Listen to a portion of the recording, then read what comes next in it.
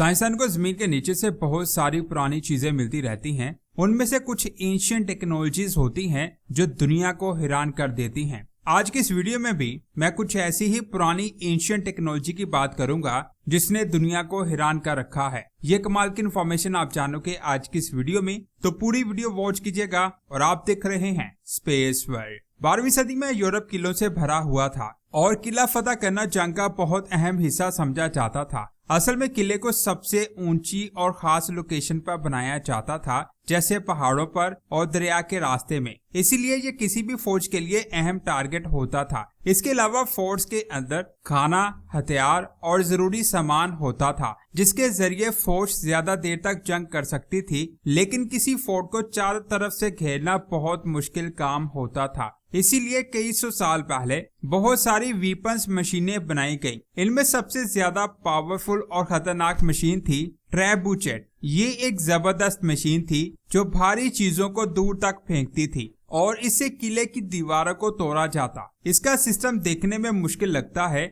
लेकिन ये काफी सिंपल होता था। असल में ये मशीन एक बहुत बड़ी गुलेल जैसी होती थी। इसका फ्रेम बहुत मजबूत था, जिसके साथ लीवर लगा होता और उस लीवर के दो हिस्से थे, एक छोटा और एक बड़ा। बड़े हिस्से के एंड पर रस्सी का एक हिस्सा होता था जिसमें पत्थर या प्रोजेक्टाइल रखा जाता था, जबकि छोटे हिस्से पर भारी चीज लगाई जाती। यहाँ पर कभी कभी दरख्त का भारी तना भी यूज किया जाता था। जब यह भारी चीज नीचे गिरती तो लीवर का दूसरा हिस्सा ऊपर उठ जाता और पत्थर बहुत तेज रफ्तार से दूर जाकर गिरता। यह मशीन कब और कहां बनाई गई, इसके बारे में किसी को कोई खास इन्फॉर्मेशन नहीं है। फिर 14वीं सदी में बहुत बड़े और पावरफुल हथियार नजर आने लगे। इनमें सबसे फेमस था वार वर्ल्ड। इसे दुनिया का सबसे बड़ा और पावरफुल ट्रेबुचेट माना जाता है। इसे स्कॉटलैंड में 13वीं सदी के आखिर में बनाया गया था। ये मशीन इतनी पावरफुल थी कि इससे 150 केजी तक के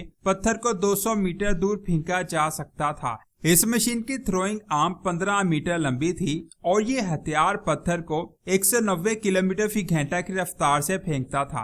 कुछ लोग कहते हैं कि इसकी लेंथ 90 से 120 मीटर तक थी। इसके अलावा कहा जाता है कि इसे बनाने के लिए 30 कार्स को इस्तेमाल किया गया और इसे असेंबल करने में कम से कम 3 महीने लगे। यह मशीन इतनी पावरफुल थी कि इसके पत्थर लगने से फोर्ट में बहुत जबरदस्त शॉक वेव पैदा होती, जिससे किले की दीवारों में क्रैक्स आ जाते। इसके बाद बात करते हैं एक और वीपन की। आज से 2000 साल पहले चाइना में इसे हथियार को बनाया गया। उस दौर में ये वीपन इतना ज्यादा खतरनाक था कि इसे आज के AK-47 से कंपेयर किया जाता है, क्योंकि इससे उतनी रफ्तार से फायर होता है जितनी रफ्तार से AK-47 से होता है। उस वक्त इस हथियार से किसी भी फौज को हराना बहुत ज्यादा आसान था और इसको चलाना भी बहुत आसान था। इसकी रफ्तार इतनी ज्यादा थी कि इसके सामने बड़ी से बड़ी फौज भी नहीं टिक पाती। इस हथियार से 15 से 20 सेकंड में 7 से 10 फायर किए जा सकते थे।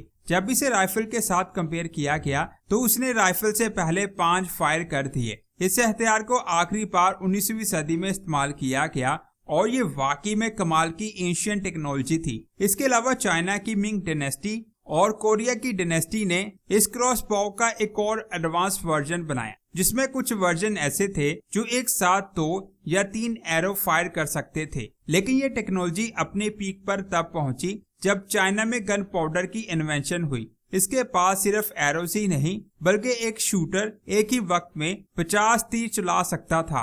इस नई टेक्नोलॉजी का नाम था नेस्ट ऑफ पी।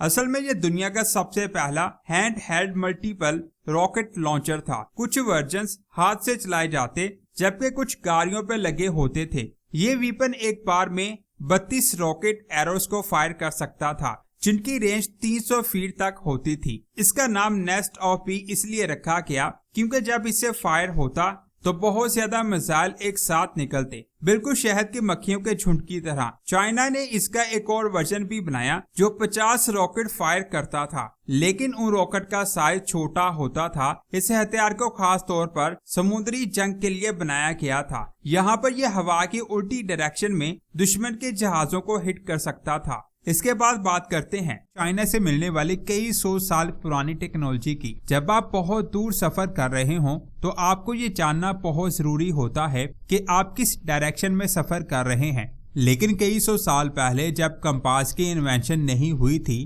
तब डायरेक्शन को जानने के लिए कोई खास मेथड मौजूद नहीं था। इसीलिए सही डायरेक्शन को जानने के लिए चाइना में वेस्टर्न हान डायनेस्टी के एक स्कॉलर ने एक डिवाइस बनाई जिसे साउथ पॉइंटिंग चैरियोट कहा जाता है। इसे एंशिएंट टेक्नोलॉजी का जबरदस्त नमूना माना जाता है। कुछ लोग तो इसे सफर में डायरेक्शन बताने वाला सबसे पुराना कंपास डिवाइस बताते हैं। इस डिवाइस पर एक लकड़ी का स्टैचू बनाया गया। इस डिवाइस की खास बात ये थी कि नीचे वाला हिस्सा यानी चैरियोट जिस भी डायरेक्शन में मुड़ जाए, लेकिन ऊपर वाले स्टैचू की डायरेक्शन हमेशा साउथ की तरफ रहती थी। इस तरह की डिवाइस के सबसे पुराने रेफरेंस 3rd BCE के पास मिलते हैं, लेकिन 1st सेंचुरी में लू जोंग ने इस डिवाइस को मजीद बेहतर बना दिया और आज के दौर में इसका मैकेनिज्म समझना बहुत आसान है। लेकिन उस दौर में ऐसी डिवाइस बनाना जब टेक्नोलॉजी नाम की कोई चीज नहीं थी, बहुत हैरानकुन है। चैरियोट के पहिए खास गियर से जुड़े हुए थे। जब चैरियोट मुड़ता था तो ये गियर्स पॉइंटर को ऐसे घुमाते थे कि गाड़ी कितनी भी टर्न करे,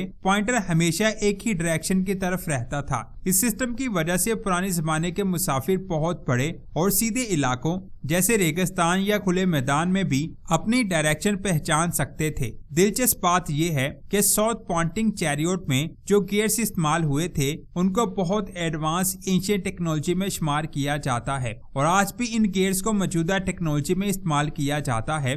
यानी कई 100 साल पहले बनाई गई टेक्नोलॉजी का इस्तेमाल आज भी हो रहा है। इससे पता चलता है कि पुराने चाइनीज लोग भी इंजीनियरिंग में बहुत स्मार्ट थे। इसके बाद बात करते हैं एक और हैरानकुन चाइनीज एंशिएंट टेक्नोलॉजी की। दूसरी सदी में चाइना का सबसे बड़ा खौफ था अर्थक्वेक। ये अचानक आते और शहरों को तबाह कर देते, जिनमें हजारों लोग मर जाते। एक दिन शाही महल के बीच एक अजीब चीज रखी गई जिसके चारों तरफ ड्रैगन बने हुए थे और हर ड्रैगन के मुंह में एक बॉल थी। ड्रैगन के नीचे 8 मेंढक बने हुए थे। जिस डायरेक्शन में जलजला आता उसी डायरेक्शन पर मचू ड्रैगन के मुंह से बॉल मेंढी के मुंह में गिर जाती, जिससे लोगों को पता चलता था कि मुल्क के फलां हिस्से में जलजला आया है। इस मशीन को जहंग ने बनाया था। शुरू में लोगों ने उसका बहुत मजाक उड़ाया, लेकिन जब एक दिन ड्रैगन के मुंह से बॉल मेंढी के मुंह में गिर गई तो सच में अर्थक्वेक आया था और उस साइड पर बहुत तबाही हुई थी। जहंग ने एक ही मशीन बनाई थी।